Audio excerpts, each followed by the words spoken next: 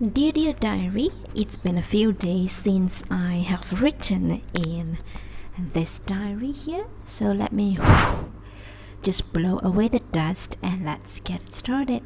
So today I want to talk about Osmanthe Yunnan, which is a part of the collection of the Hermes Essence, and this is a gem that I have been hunting for years, and never in my mind and never in my wildest imagination that I've gotten into an amazing Malaysian fragrance community group, and I have gotten this secondhand from a fellow fragrance lover in Malaysia.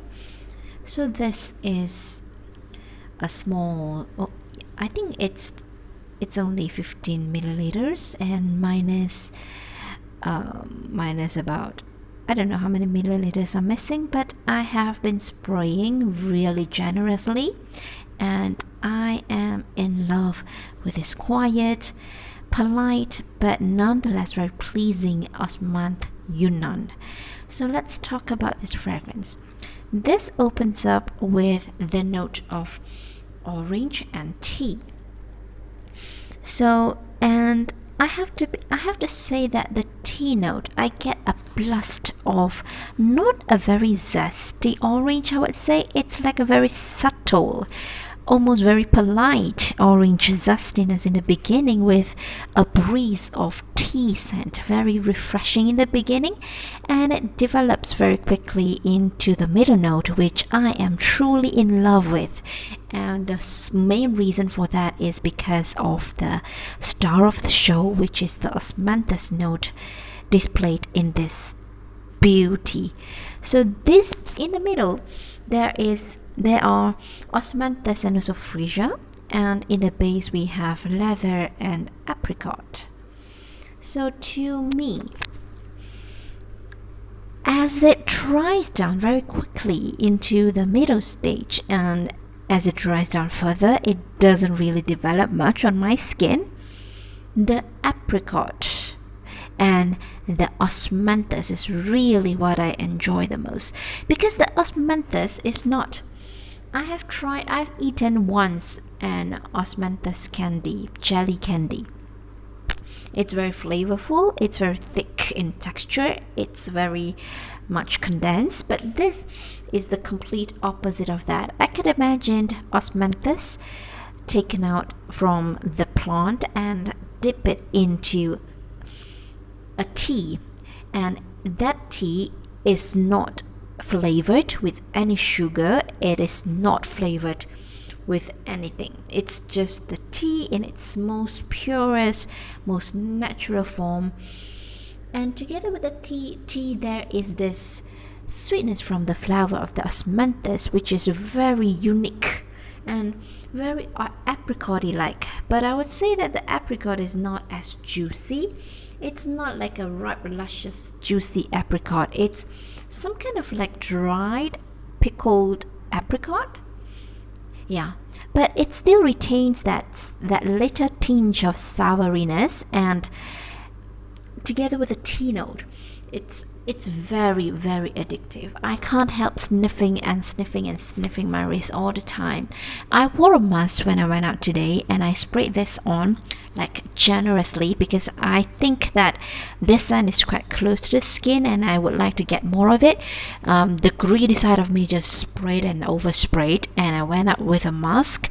And to me, there is this weird but very wonderful experience that, you know, before I cover my mouth and nose with the musk, I think somehow the molecule of this wonderful fragrance just got trapped inside this little tiny space between my nostril and the musk. So throughout the whole driving journey, I am immersed in this wonderful osmanthus tea atmosphere. It's really comforting, and it's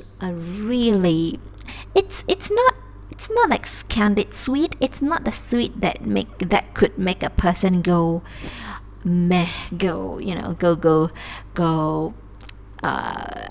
what I'm trying to say is that it's not a sickening, boring sweet. It's a sweetness that only the osmanthus and the apricot can provide, which is some kind of fruity sweet, but it's not really venture into that fresh sour tart fruity territory. It's a very difficult sweetness to describe, and it's mixed so well, balanced out so well together with a natural tea scent. I would have to say that the apricot here is really the star of the show, as it dries down later on. As the osmanthus starts to show its color, then the apricot adds on to the apricotty, to the almost fruity but not, almost tart but not tart, because the apricot is somehow dried in here. Yeah, it's a very special combination, and it's very awakening to my senses, as I would really enjoy this kind of simple, but it's not like boring simple. It's simple but it's elegant kind of scent. And to be honest, I don't really get much of a leatheriness. I think the leather is like almost drowned out by all this amazing fresh, all this amazing dried sweetness from the apricot osmanthus tea. But the thing about this fragrance is that the sillage is really not that strong. The projection is really close to the skin, but it's like this fragrance is like a close friend. It's like a best friend who I know inside out, and who knows me inside out, and we are just together, and we're just stuck together.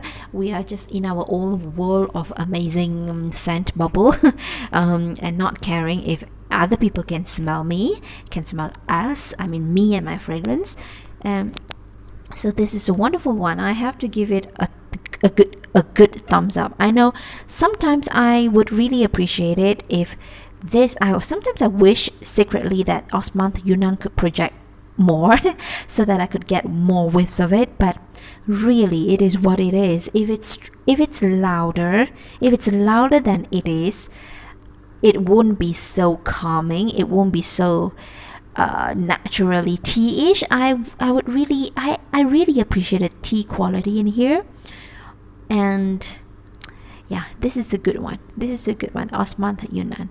It's been a how long of a journey to search for this scent, and I could never imagine that I actually got my hands on it. So I'm really happy. So that's all for today. See you in the next one. If you're peeping into my diary, I would really love for you to subscribe and leave your comment down below if you have tried this fragrance, or if you have tried any osmanthus fragrance, and if you could recommend some osmanthus fragrance for me to try, I would really appreciate. So that's all. Thank you. See ya. Bye bye.